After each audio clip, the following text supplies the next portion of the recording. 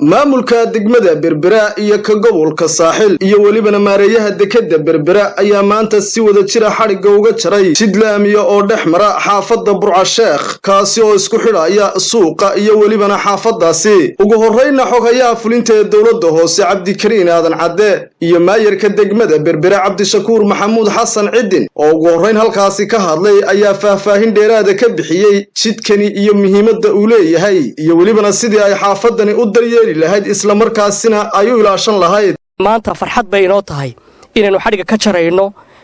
wado 1 kiiloomitir oo ay gabi ahaanba fulisay dawladda hoose ee magaalada Berbera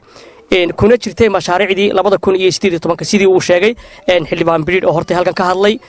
10 wado ayaa noogu jiray sanadkan 2018 waxaanay dhamaanayaan inta aanay bisha 12 la gaarin tanina waa mid kamid ah in wadooyinkii runtii baahida weyn loo qabay waxaana dhex maraysa xaafad qadiimi oo magaalada Berbera ku taala oo aad iyo aad ugu baahnayd waxaan aad ugu faraxsanahay oo golaha deegaanka degmada Berbera golayaasha kale kaga duwan yahay inay marka horena miisaaniyadooda ay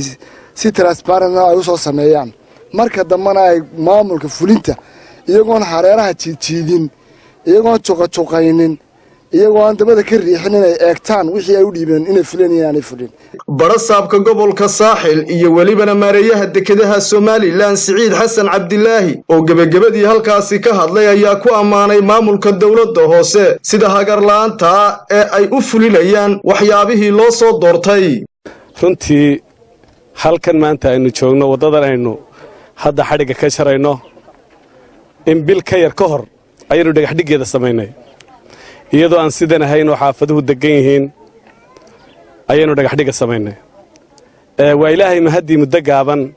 inay wax walba sidii loogu talagalay u dhacaan qayb galo horumarka gobolka ka socda maamulka degmada Berbera ay fulinayaan